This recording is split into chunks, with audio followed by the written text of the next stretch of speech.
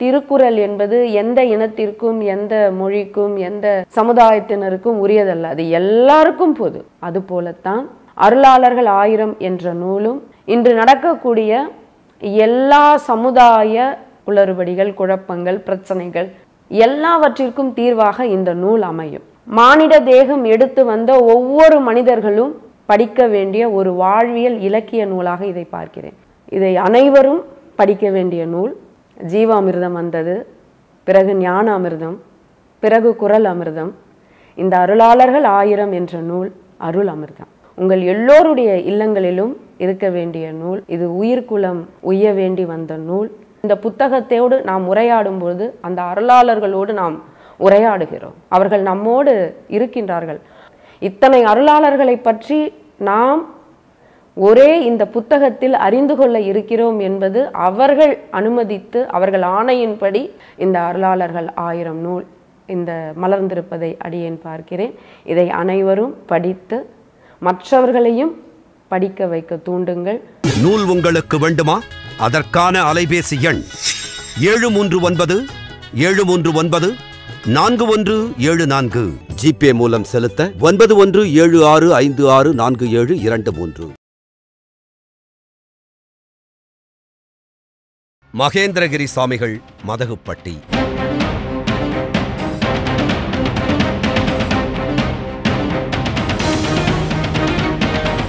மகேந்திரகிரி சாமிகளை முன்னாள் மத்திய அமைச்சர் கடத்தினாரா? சிதம்பரத்துடைய குலதெய்வமான கருப்பர் கோயிலில் தான் இருந்தாங்க. அங்கே இருக்கிறத நான் போய் பார்த்தேன்.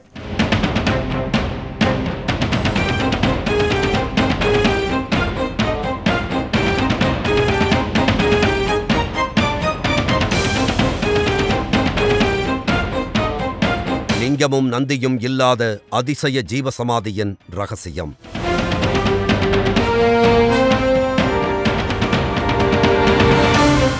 மூட்டை சாமிகளுக்கும் மகேந்திரகிரி சாமிகளுக்கும் என்ன தொடர்பு? கணக்கம்பட்டியில் இருக்கையில் கணக்கம்பட்டி சாமின்னு இருந்திருக்காங்க.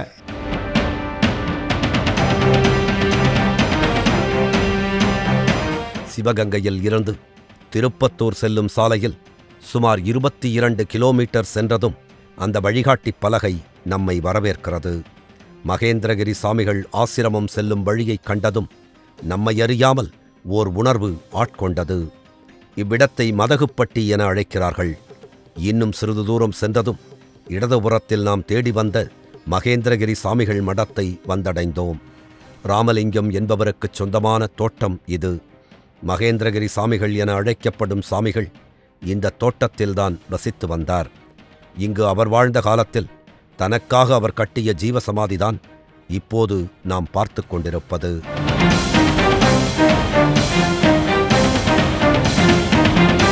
மகேந்திரகிரி சாமிகள் எப்படி இங்கு வந்தார்? முன்னாள் மத்திய அமைச்சர் ப. சிதம்பரம் சாமிகளை கடத்தியதாகச் சொல்லப்படும் தகவல் உண்மையா? கணக்கன்பட்டி மூட்டை சாமிகளுக்கும் மகேந்திரகிரி சாமிகளுக்கும் உள்ள தொடர்பு என்ன? இப்படி ஏராளமான ரகசியங்களை மகேந்திரகிரி சாமிகள் ஆசிரமம் புதைத்து வைத்திருக்கிறது. சுவாமிகள் வரம் கொடுக்குற கடவுள். அது சாமியே சொல்லியிருக்காங்க, நான் வரம் கொடுக்குறவன் அப்படின்னு. என்ன வேண்டி வர்றாங்களோ அந்த வேண்டுதல் இங்கே நிறைவேறும். மனிதர்களுக்கு மட்டும் கிடையாது, பெரிய பெரிய மகான்களெல்லாம் உருவாக்கி வச்சது மகேந்திரகிரி சுவாமிகள். அதில் எந்த மாற்று கருத்துமே கிடையாது. ஏன்னா நிறையா அன்பர்கள் சுவாமிகள் வாழுங்காலங்களில் சுவாமிகளை பார்க்க வரும்பொழுது ஒவ்வொருத்தவங்களும் ஒவ்வொரு அனுபவங்களை பகிர்ந்துக்கிடுவாங்க. அதில் சுவாமிகள் திருவண்ணாமலையில் 2வது தேர் இருக்குமா. அந்த தேருக்கு பக்கத்தில் ஒரு பாத்திரக்கடை வாசலில் சுவாமிகள் இருப்பாங்களாம். அப்போ ஒரு வடநாட்டுக்காரர் சுவாமி அடிக்கடி பார்க்க வருவாராம். அப்படி வரும்பொழுது சுவாமிகள் சொன்னாலாம், நீ அண்ணாமலையிலே இரு, உனக்கு ஞானம் கிடைக்கும் அப்படின்னு சுவாமி சொன்னாராம். அந்த நபர் தான் பின்னால் எல்லோரும் விசிறி சாமி அப்படின்னு சொல்லி எல்லோரும் சொன்னாங்க. சுவாமிகள்கிட்ட அவர் ஆரம்ப காலங்களில் சுவாமிகள்கிட்ட இருந்தாங்க அப்படின்னு ஒரு தகவல் அன்பர்கள் வரும்பொழுது, சுவாமிகள் இருக்கும் பொழுது இந்த தகவல்லாம் சாமிகிட்டே சொல்லியிருக்காங்க. சாமிகள் எப்போது பிறந்தார், அவரது பூர்வீகம் என்ன போன்ற விவரங்கள் எதுவும் இன்று வரை வெளிப்படுத்தப்படவில்லை. சாமிகளின் உறவினர்கள் யார், அவர்கள் எங்கிருக்கிறார்கள் போன்றவையும் தெரியாது. அதனால் சாமிகளின் கடைசி காலத்தில் கூடவே இருந்த ராமலிங்கத்தை சந்தித்து விவரங்களை கூறுமாறு கேட்டோம். சிவகங்கை மாவட்டம் திருப்பத்தூரைச் சேர்ந்த ராமலிங்கத்திற்கு சித்தர்கள் மீதும் மகான்கள் மீதும் அதீத ஈர்ப்பு இருந்தது. எங்கே ஜீவசமாதிகள் இருந்தாலும் இறங்கி தரிசனம் செய்துவிட்டுதான் தொடர்ந்து பயணிப்பார். சித்தர்களையும் மகான்களையும் தேடிக்கொண்டிருந்த ராமலிங்கத்திற்கு சிவகங்கை மாவட்டம் கண்டனூர் எனும் கிராமத்தில் மகேந்திரகிரி சாமிகள் தங்கியிருப்பதாக சிலர் சொல்ல கண்டனூர் சென்றிருக்கிறார். கண்டனூர் கிராமமானது முன்னாள் நிதியமைச்சர் ப. சிதம்பரத்தின் ஊர் என்பது குறிப்பிடத்தக்கது. முதல் போய் பார்க்கையிலே என் தோளில் கையை போட்டு வா உன்னைத்தான் தேடிக்கிட்டு இருந்தேன் அப்படின்ட்டு பக்கத்தில் சேர் எடுத்து போட்டு உட்கார சொல்லி ரொம்ப நேரம் என்கிட்ட பேசிக்கிட்டே இருந்தாங்க. அப்போ பேசிக்கிட்டு இருக்கையில் சொன்னாங்க, நீ மறுபடியும் என்னை பார்க்க எப்போ வருவ அப்படின்னு கேட்டாங்க. நான் வரேன் சாமி, இவ்வளோ நான் சித்தர்கள் மகான்கள் ஞானிகளத்தை நான் எங்கள் அண்ணன் எல்லாம் சாமி கும்பிடுவோம். அப்போ நான் வரேன் சாமி, அடுத்தது வர்றேன், கூடி சீக்கிரம் வர்றேன் அப்படின்னு. அப்போ நீ வரையில் என்னை பாரு அப்படின்னாங்க. சரி, மறுநாளே நான் கிளம்பி போய் அவங்கள போய் மறுபடியும் போய் பார்க்க போனேன். மறுபடியும் பார்க்க போயில என்னை கேட்டால் என்னை தெரியுதா அப்படின்னு கேட்டாங்க. அவங்கள போய் பார்த்துட்டு எப்படி தெரியலேன்னு சொல்ல முடியும்? தெரியுது சாமி அப்படின்னு. என்ன தெரியுது அப்படின்னாங்க. ஆஹா, என்ன தெரியுதுன்னு கேட்குறாங்களே அப்படின்ட்டு யோசனை பண்ணிட்டு, நீங்கள் பெரிய மகான் சாமி அப்படின்னு. சரி இப்படி உட்கார் அப்படின்ட்டு எங்களுடைய இதை பூரா சொல்லிக்கிட்டே இருந்தேன். 3 தலைமுறையும் எப்படி இருந்திய, இப்படி வாழ்ந்திய அப்படின்னு உட்கார சொல்லி எல்லாம் சொல்லிக்கிட்டே இருந்தாங்க. மகேந்திரகிரி சாமிகள் யாரை சந்தித்தாலும் அவர்களுடைய முற்பிறவி ரகசியங்களை போட்டு உடைத்து விடுவார். மகான்களுக்கே இருந்த அந்த ஆற்றல் சாமிகளை பிரபலமடையச் செய்தது.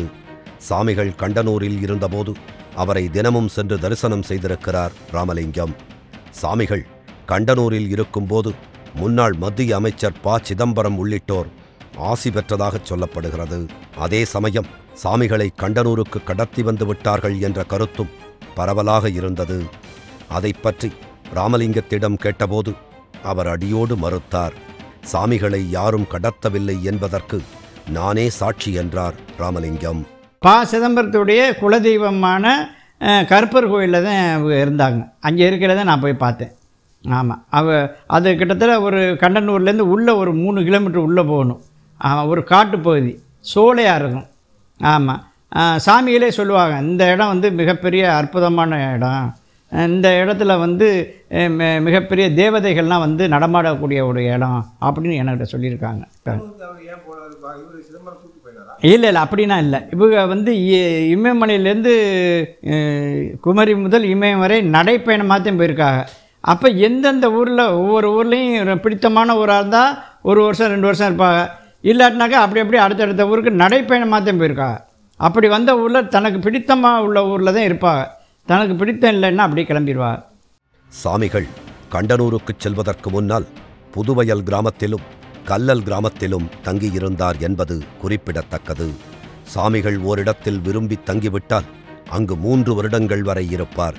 பிடிக்கவில்லை என்றால் ஓரிரு நாட்களில் கிளம்பி விடுவார்.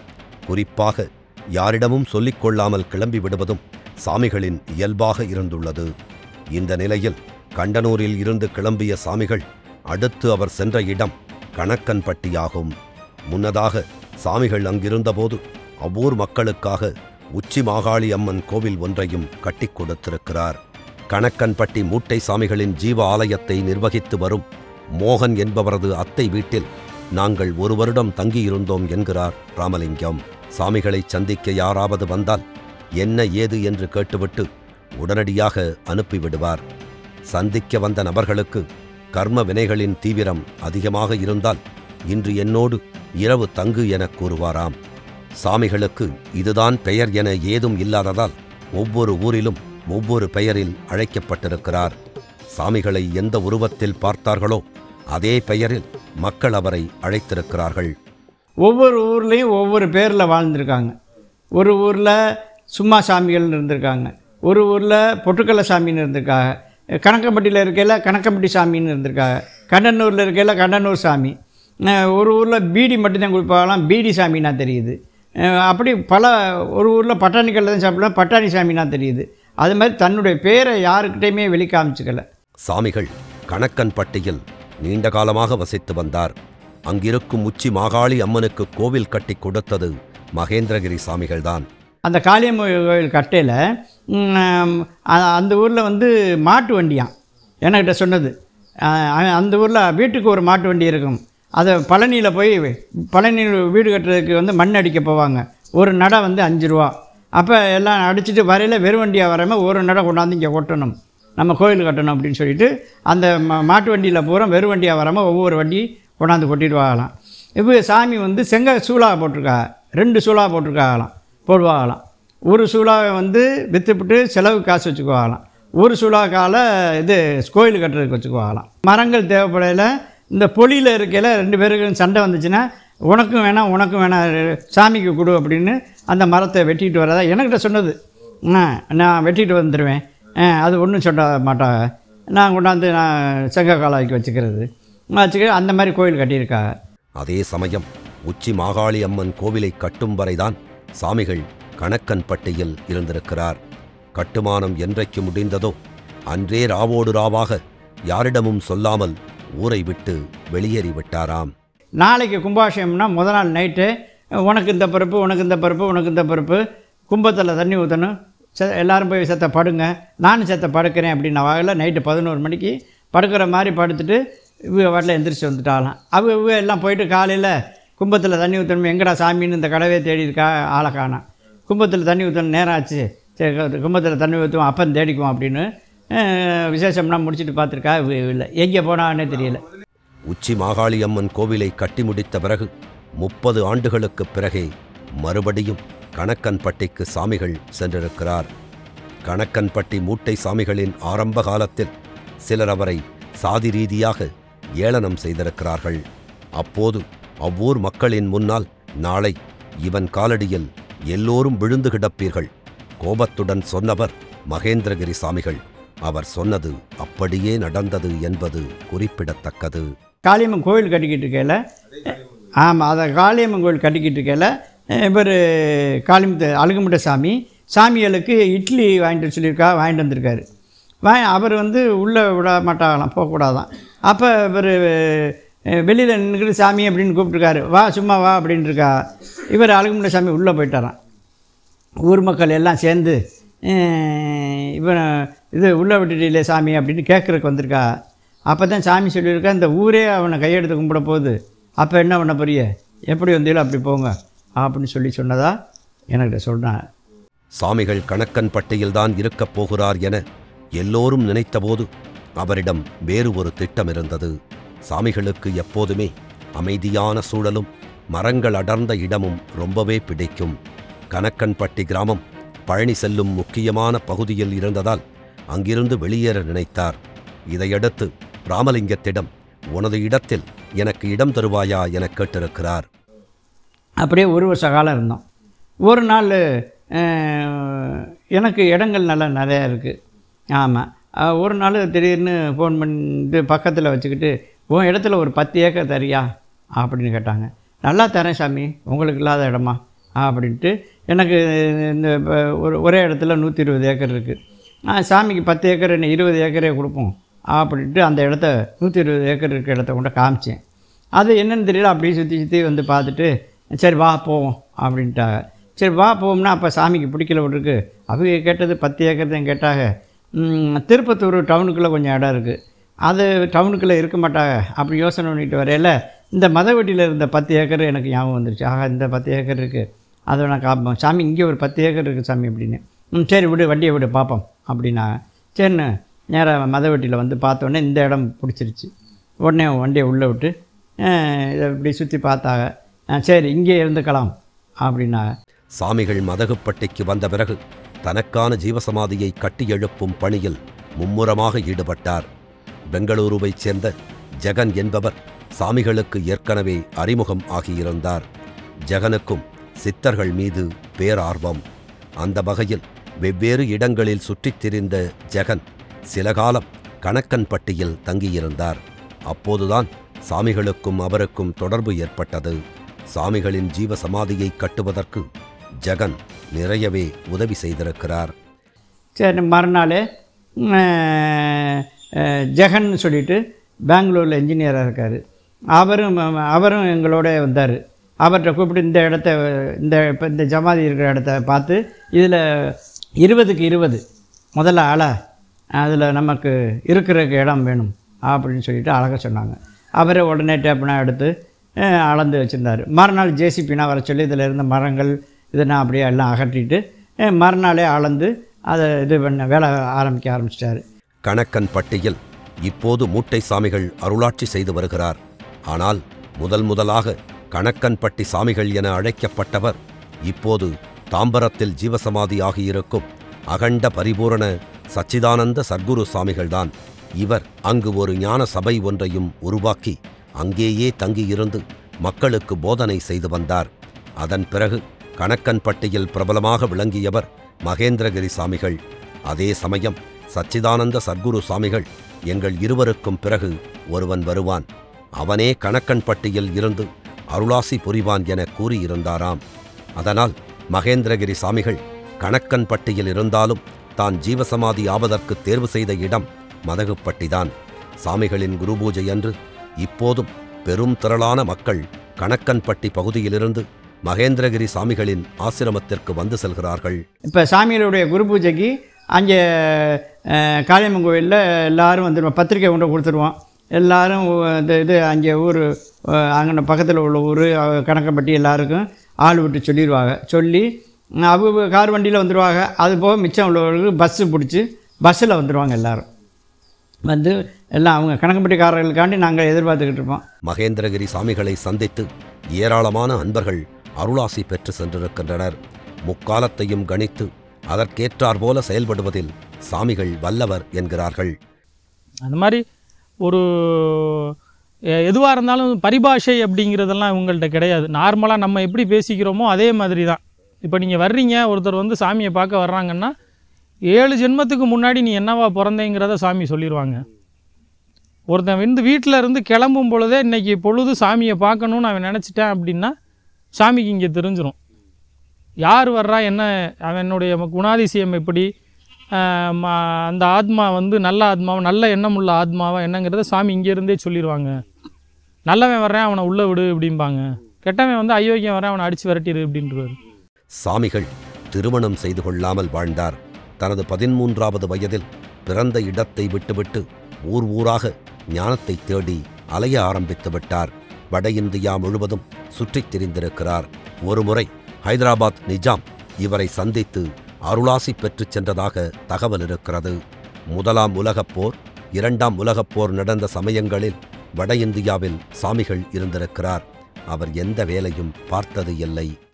என்ன சொல்லியிருக்கா, எனக்கு முடி இங்கே இருக்கும், அப்போ இது சட்டை பிடிச்சி போய் கிடக்குமா, அப்படி காலை காமிச்சு சொல்லுவாங்க, இங்கே இறங்கி கிடக்கும் எனக்கு அப்படின்னு.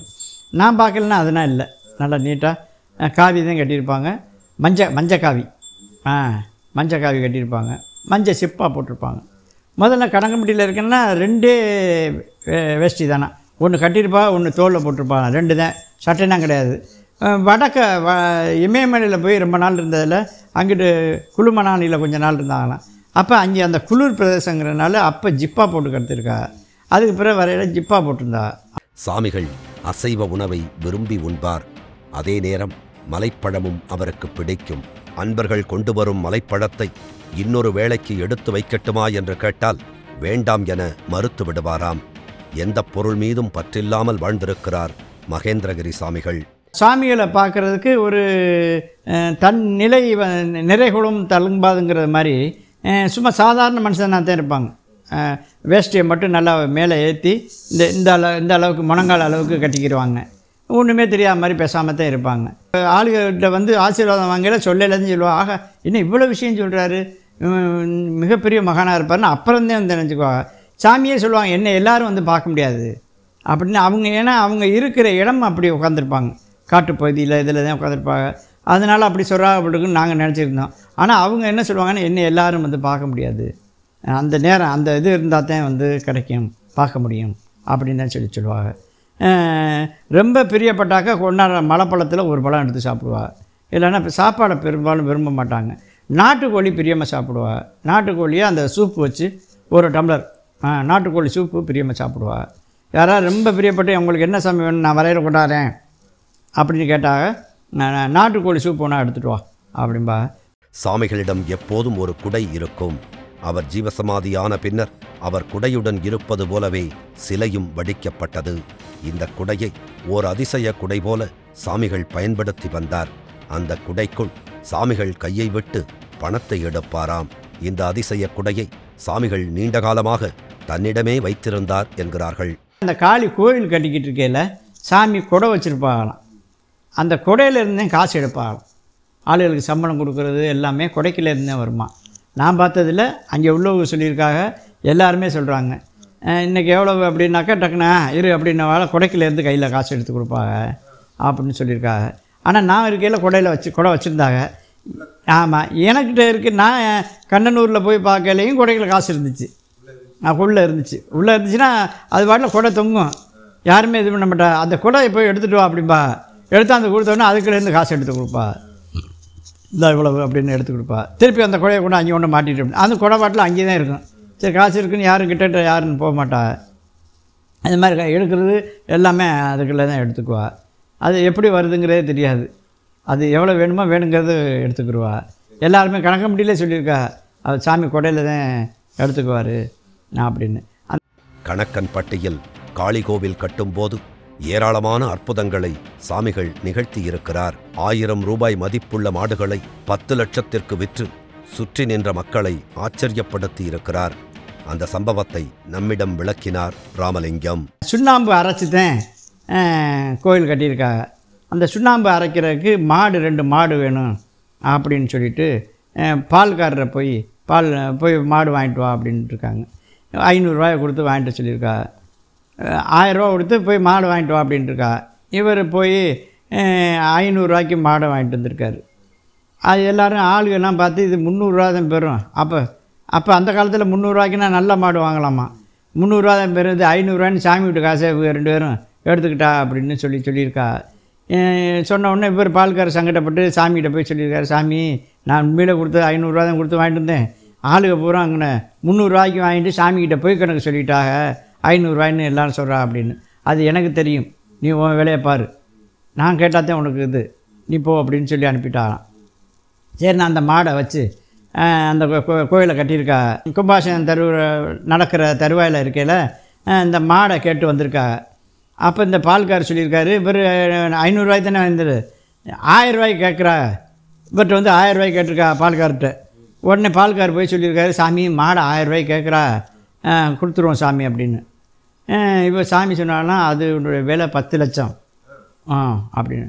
சரி, சாமி ஏதோ ஒரு இதில் இருக்கா, நிலையில் இருக்கா அவருக்கு, இப்போ பேசக்கூடாது, காலையில் பேசுவோம் அப்படின்ட்டு மறுநாள் காலையில் போய் பேசியிருக்காரு. சாமி அந்த மாடை 1000 ரூபாய்க்கு கேட்குறா, கொடுத்துருவோம் அப்படின்னு.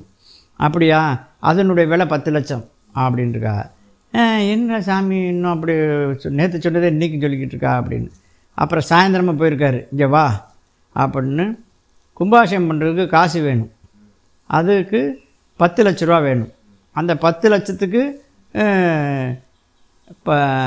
10 லட்சம் சீட்டு அடி, ஒரு சீட்டு 1 ரூபா. 10 லட்சம் சீட்டையும் விற்றுருக்கா. 10 லட்சம் சீட்டும் விற்று போச்சான். ஒரு ஆள் என்ன மாடு 1000 ரூபா மாடு இல்லை, 200 ரூபாய்க்கு வாங்கியிருக்கா, 300 ரூபாய்க்கு வாங்கியிருக்கா, 500 ரூபாய்க்கு வாங்கியிருக்கா. ஏன்னா 500 ரூபாய்க்கு வாங்கினதுலையாவது விழுந்துரும்ல 1000 ரூபா மாடு அப்படின்னு எல்லா சீட்டும் 10 லட்சத்துக்கு விற்றுருச்சான். சரின்னு போட்டு குழுக்கள் போட்டதில் ஒரே ஒரு சீட்டு வாங்கினவருக்கு அந்த ஒரு மாடு விழுந்துருச்சான். 1 ரூபாய்க்கு ஒரு சீட்டு வாங்கினவருக்கு அந்த மாடு விழுந்து அந்த 10 லட்ச ரூபாய் வச்சுதான் கும்பாபிஷேகம் பண்ணியிருக்கா. சாமிகள் இத்தனை காலம் தமிழ்நாட்டில் வாழ்ந்து அருள் புரிந்திருந்தாலும் அவர் தன்னை யார் என்று ஒருபோதும் வெளிப்படுத்தவில்லை. அவருடைய பேச்சு வழக்கை வைத்து அவர் மலையாளியாக இருக்கலாம் என்று சிலர் கூறுகின்றனர். ஆனால் எந்த நிலையிலும் அவர் தன்னை வெளிப்படுத்தவே இல்லை. அவரது கடைசி காலத்தில் ஜீவசமாதி எழுப்பப்பட்ட பின்னர் கூட அவரது பெயரை தெரிந்து கொள்ள வேண்டும் என ராமலிங்கம் பேராசை கொண்டிருக்கிறார். ஆனால் அதுவும் கைகூடவில்லை. சாமிகள் பேர், ஊர், வயசு 3 யார்ட்டையும் சொல்லலை. இப்போ கணக்கம்பட்டிக்காரங்களே கிட்டத்தட்ட 2 தலம் 3 தலைமுறையாக சாமி அங்கே இருந்திருக்காங்க. அவங்களுக்கே சாமியோடைய பேரும் தெரியாது, வயசும் தெரியாது, ஊரும் தெரியாது. ஆனால் கணக்கம்பட்டியில் உள்ளவங்க சொல்கிறாங்க, கேரளா ஒரு பெரிய ஜமீன் குடும்பத்துலேருந்து வந்தவர், பெரிய ஜமீன்லேருந்து தேடி வந்தா சாமியை. இல்லை நான் வர முடியாது, நான் இங்கே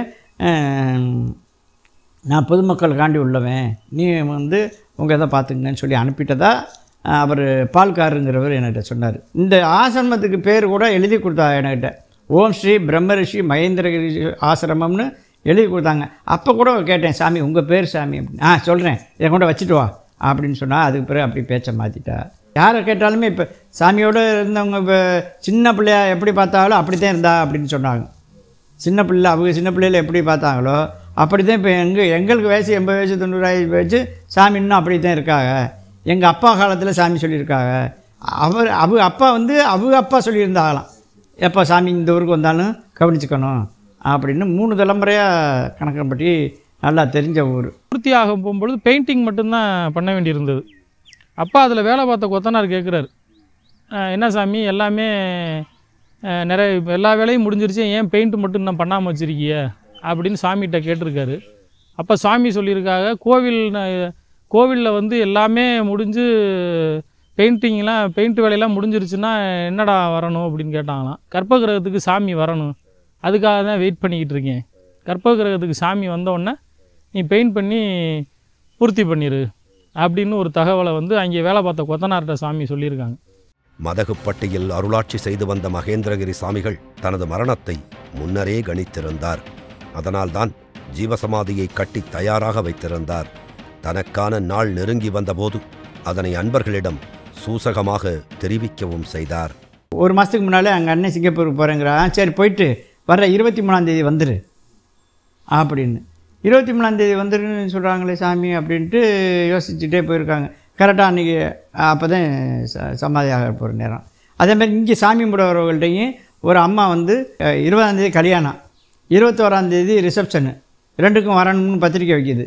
அப்போ சொல்கிறாங்க 20ஆம் தேதி கல்யாணத்தை முடிச்சிரு, 21 ரிசப்ஷனே முடிஞ்சிரு, 23 நீ காலையில் இங்கே வந்துரு, நானும் இங்கே வந்துடுவேன் அப்படின்னு. அப்போ அப்படின்னா சூசமாக ரொம்ப பேர்ட்ட சொல்லியிருக்காங்க. ரொம்ப பேர்ட்ட கணக்கம்பட்டிக்காரர்கிட்ட நான் இங்கே தான் இருக்க போகிறேன் அப்படின்ட்டு அங்கே உள்ள பெரியவர்கள்ட்டனா இந்த கட்டணம் கட்டிகிட்டு இருக்கல நான் இங்கே தான் இருக்க போகிறேன் அப்படின்னு சூசம்மாவே சொல்லிட்டாங்க. 2016ஆம் ஆண்டு மதகுப்பட்டிக்கு வந்த சாமிகள் 2017ஆம் ஆண்டு தை மாதம் பூராடம் நட்சத்திரத்தில் சாமிகள் இறையுடன் ஐக்கியமானார். மற்ற ஜீவசமாதிகளுக்கும் மகேந்திரகிரி சாமிகளின் ஜீவசமாதிக்கும் இடையே மிகப்பெரிய வேறுபாடு இருக்கிறது. நாம் இதுவரை பார்த்த எல்லா ஜீவசமாதிகளிலும் லிங்கம் பிரதிஷ்டை செய்யப்பட்டிருக்கும். ஆனால் மகேந்திரகிரி சாமிகளின் ஜீவசமாதியில் லிங்கத்தை காண முடியவில்லை. அதோடு லிங்கத்துக்கு எதிரே வைக்கப்படும் நந்தி சிலையையும் பார்க்க முடியவில்லை. எதற்காக இப்படி ஒரு ஜீவசமாதியை மகேந்திரகிரி சாமிகள் அமைத்தார் என்று ராமலிங்கத்திடம் கேட்டோம். இங்கே எல்லாம் கட்டிட்டு இது நான் வரம் கொடுக்குறவன், என்னை தவிர வேறு யாரையும் வச்சிடாத அப்படின்னா சிவலிங்கமோ விநாயகரோ வச்சிடாத, நான் வரம் கொடுக்குறவன் அப்படின்னு சொல்லியிருக்கா. நான் வரம் கொடுக்குறவன், என்னை தவிர யாரையும் வச்சிடாத அப்படின்னு சொன்னாங்க. அதே மாதிரி சிவலிங்கமோ ஏதோ யாரும் வைக்கலை. புகைப்படம் எடுப்பதையும் சாமிகள் விரும்பவில்லை. அவரது ஜீவசமாதி என்பது மிகச் சமீப காலத்தில் நடந்த ஒன்றுதான் என்றபோதும் அவரை பற்றிய புகைப்படங்கள் அரிதாகவே கிடைக்கின்றன. வீடியோ காட்சிகள் இன்னும் அரிதாகவே இருக்கிறது. தற்போது ஜீவசமாதியில் இடம்பெற்றிருக்கும் சிலை வடிவம் கூட திட்டமிடப்பட்டது அல்ல என்கிறார் ராமலிங்கம். சாமிகள் ஜீவசமாதியான பின்னர் ஏராளமான மக்கள் ஐயாவை தரிசித்து அருள் பெற்றுச் செல்கின்றனர். இங்கு வந்தால் நம்மை பிடித்த பாவங்கள் விலகிச் செல்கின்றன. குழந்தை பேறு நிச்சயம், நோயிலிருந்து விடுபடுவது நிச்சயம். அப்படி கேன்சரில் இருந்து விடுபட்ட ஸ்தபதி ஒருவர்தான் தன் வீட்டில் ஐயாவின் சிலையை செய்து வைத்து அழகு பார்த்திருக்கிறார். நான் இருக்கையில் எடுக்க விட மாட்டாங்க. ரொம்ப பேர்ட்ட ஃபோட்டோ இல்லை, கணக்கம்பட்டியில் உள்ளவர்களுக்கே ரொம்ப பேர்ட்ட ஃபோட்டோ இல்லை. ரொம்ப பிரியமாக இருந்து எதாவது எடுக்க சொன்னால் தான் எடுக்க சொல்லுவாங்க, இல்லைன்னா ஃபோட்டோ கிடையாது. இந்த சிலை வந்து ஒருத்தர் ஒரு சபதி, வீரப்ப சபதின்னு, அவர் வந்து